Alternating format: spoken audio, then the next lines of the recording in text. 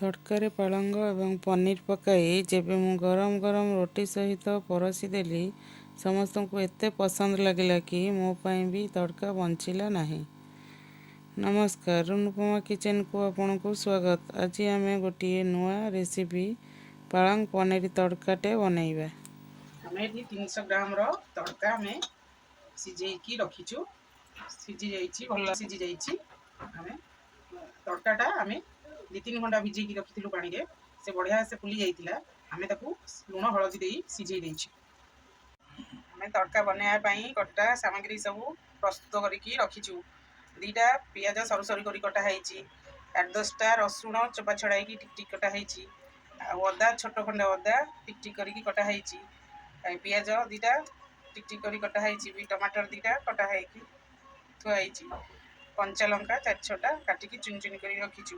ମଟର ଛଡ଼େଇକି ରଖିଛୁ। ପନିର କାଟିକି ରଖିଛୁ। ଚାଲନ୍ତୁ ଆମେ ବନେଇବା। 4-5 ଚାମଚ ତେଲ ପଡ଼ିଲା। ତେଲ ତାତିଲେ ତେଜପତ୍ର ପକାଇବା। ତେଲ ଆମର ତାତିଗଲାଣି, ଆମେ ତେଜପତ୍ର ପକାଇଦେବା।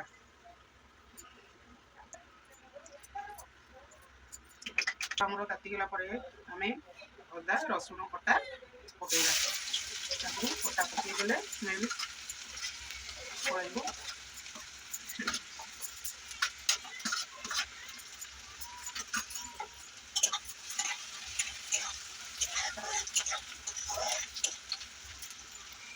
ଅଦା ରସୁଣ କଟା ଟିକେ ଭାଜିଗଲେ ତା ସ୍ମେଲ୍ ଚାଲିଯିବ। ତାପରେ ଆମେ ଚୁନ ଚୁନ କରିକି ପିଆଜ ସବୁ କାଟିକି ତାକୁ ପକାଇବା।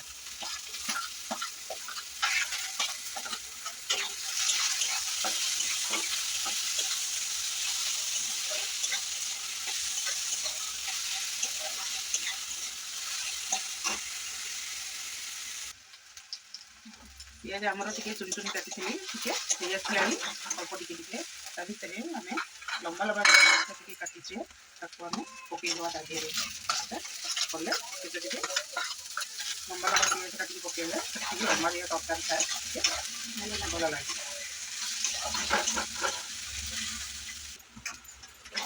ପିଆଜ ରସୁଣ ଅଦା ହେଇଗଲାଣି, ଦେଖନ୍ତୁ ଲାଲ ଲାଲ ହେଇଗଲାଣି।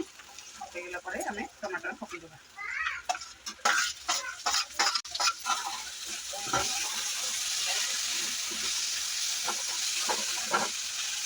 କଲା ତାପରେ ଆମେ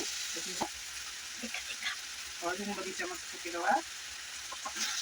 ତାପରେ ଲଙ୍କା ଗୁଣ୍ଡ 2 ଚାମଚ ପକାଇଦେବା। ଶୁଖା ଲାଲ ଗୁଣ୍ଡ ଟିକେ ପକାଇଦେବା।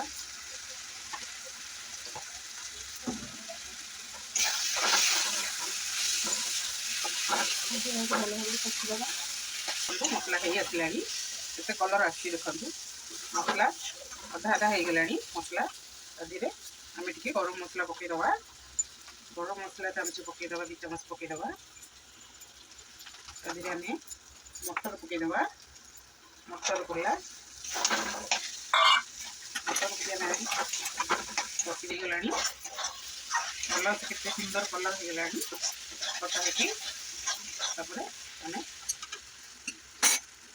ପାଳଙ୍ଗ ଆମେ ଗୋଟେ ଗୋଟେ ନେଇଛୁ, କାଟିକି ଚୁନ ଚୁନ କରି ରଖିଛୁ। ପାଳଙ୍ଗ ଆମେ ଚୁନ ଚୁନ କରି ଗୋଟେ ବିଡ଼ା କାଟିକି ରଖିଛୁ। ଆମେ ତା ଦେହରେ ଆମେ ପକାଇକି କଷିବା। ପାଳଙ୍ଗ ଆମେ ତା ଦେହରେ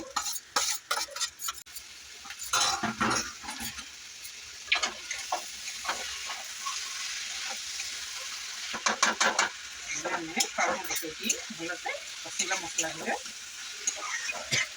ସିଝି ଆସିବ।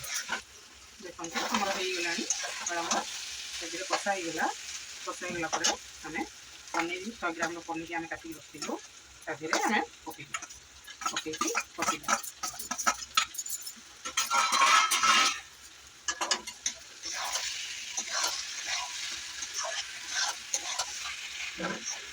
ଦେଖନ୍ତୁ କେତେ ସୁନ୍ଦର ଦେଖାଯାଉଛି କଷିବାଟା। ଆମର ଏଠି ମସଲା ପନିର ପାଳଙ୍ଗ ମଟର ମସଲା ସବୁ ବଢ଼ିଆ ସେ ହେଇଗଲାଣି। ଆମେ ତା ଦେହରେ ତଡ଼କାକୁ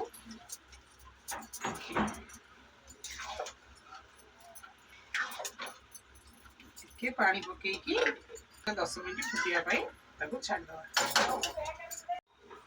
ତଡ଼କା ଆମର ବନିଗଲାଣି। ତଡ଼କା ବନି ଯାଇଛି। ଆମେ ଟିକେ କସ୍ତୁରୀ ମେଥି ପକେଇଦେବା। ଟିକେ କସ୍ତୁରୀ ମେଥି ପକେଇଦେବା। ତାପରେ କଞ୍ଚା ଲଙ୍କା ଟିକେ ପକେଇଦେବା। କାଟିକି ଚୁନ ଚୁନ କରି ଯେଉଁ କଞ୍ଚା ଲଙ୍କା ଥିଲା ଟିକେ ପକେଇଦେବା।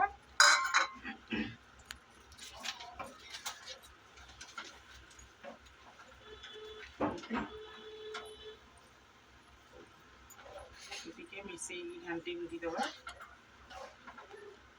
ଦେଖନ୍ତୁ କେତେ ସୁନ୍ଦର ଦେଖାଯାଉଛି।